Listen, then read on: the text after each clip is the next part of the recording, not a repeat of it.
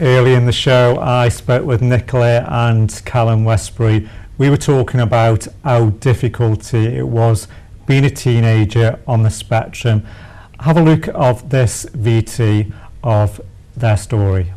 Thanks for joining us today, Nicola, on We Are Unique Autism Show. Tell us a little bit about Callum before his diagnosis of autism. When Callum was first born, he was a baby that never really settled.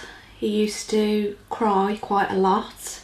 He never slept, even with feeding, when he was on solid food, he used to bring it back up as if he couldn't handle the sensation of the food.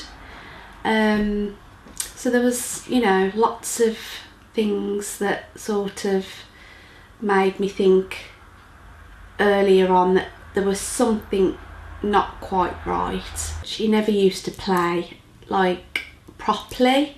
It was always like cars. He used to play with the wheels instead of if it was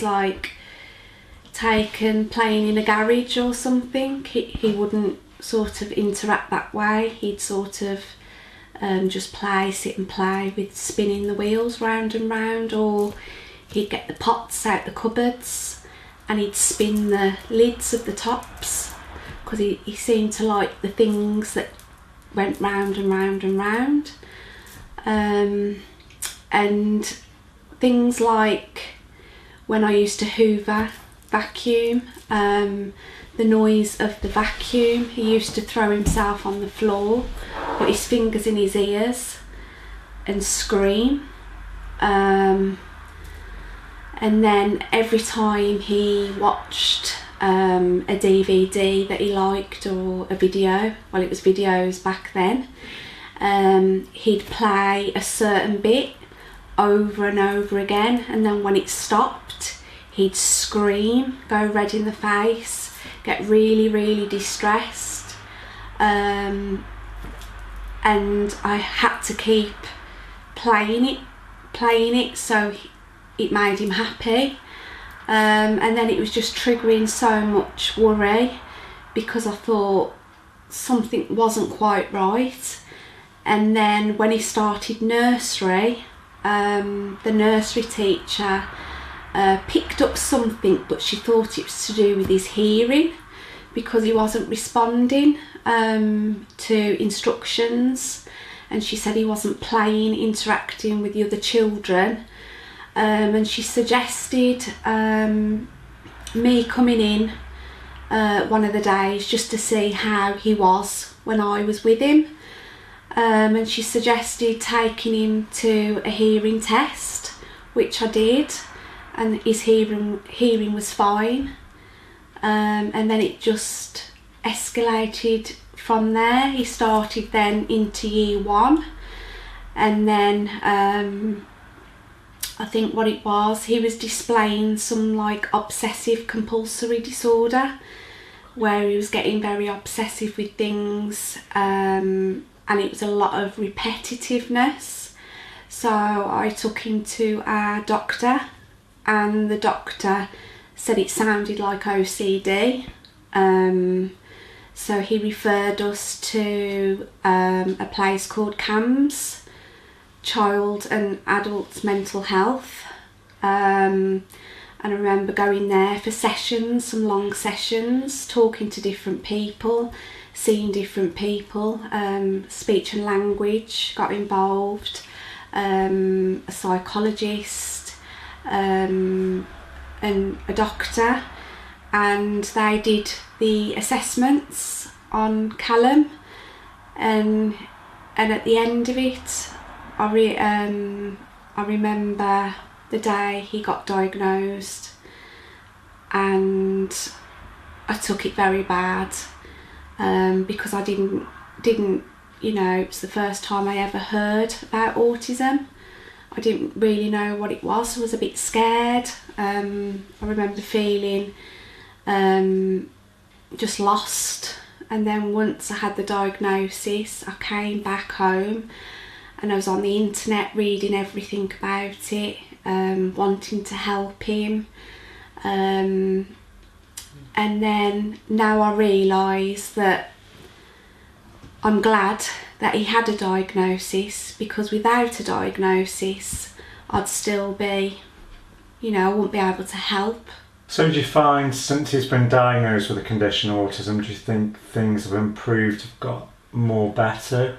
Definitely. I think since the diagnosis, once you get a diagnosis, you've got a name to something that you can research into, find a lot of information about, get the right people involved, and then put the right support in schools, and different like educational plans. And Callum's got a statement, which has helped. So yeah, things have been a lot better.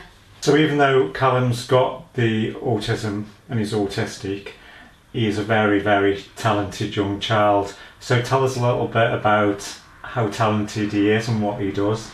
Okay, Callum obviously started he's always had obsessional behaviours, and from a very young age Callum was into dressing up, being different characters, but taking it to the extreme, which obviously it's a good thing, because he's showed now that he's got a lot of talent with acting. He's a fantastic actor. We're all really proud of him, and the last 2 years has been, he's just, he's made us really proud.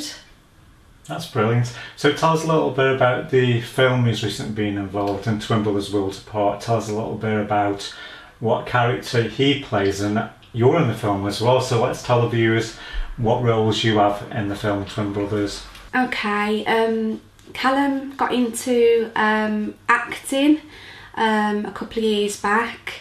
He started a local, he's in a stage school, goes to Amplify in Aldridge, which they're really good with him. And Callum's passion is acting. We saw the audition, the advertisement for the audition. We took him to Stoke Theatre, and I remember Callum just being so confident. I remember him getting rigged up with the microphone, and he was the second one on, and I just remember feeling really proud of him because he was so confident, and to watch him audition so well, we was amazed by him. That was his first ever audition, and he got lead role of Twin Brothers Worlds Apart, and since then, obviously with filming and everything, it's made him a lot more confident, because he seems to be more confident being other people, if that makes sense. He suffers obviously with different things in his life, but with acting he's just a totally different person, and he's more comfortable playing different people. So yeah, Twin Brothers was the best thing that happened to him, and obviously he was so happy, and obviously that made us happy. And he's obviously played lead role in his first film, which was playing Kevin. You? Well, that's wonderful. Thank you for your insight, Nicola, today, sharing your story with us today on We Are Unique. Thank you so much. Thank you. So, Callum, can you tell me a little bit about your autism and how it affects you? Well, there's nothing really different. I mean, I don't know it's there. There's nothing really different. So you see yourself as a normal kid. A normal kid going to school? Yeah. Does your condition cause you to have any problems at school, or? Yeah, I suffer with anxiety. School's never been a place that I've really liked to go to. Not like school that much. So if you could change from being at school, where would you like to be instead of school? Instead of school, homeschooled. I'd definitely like to be homeschooled. And how would that help you as an autistic child? Staying at home and not have to worry at school with all the anxieties and the feels and the kids, I guess. So is it the children in the classroom that make you feel anxious? The kids, the classroom, the teachers. I just don't like being there. More happy to be at home. So what hobbies and interests do you have, Callum? What sort of things do you like doing? Definitely acting. I love to act. Yeah, and I love to perform, dance, all them kind of stuff. I like to perform in theatres and stuff like that. So tell us a little bit about how you would explain if somebody asked you about your condition. How would you explain autism as a child? Well, I would put it as, well, some kids with it are a bit different, I guess. Some find it harder, some just learn to live with it. And how would you explain to an adult or a professional how your autism affects you? Would you know as a child how to explain that? Yeah, I would know how to explain that, yes. So can you tell me how you would explain that? I would just say that anxiety, like worries and all that being at school, I'd just say, my worries and all that.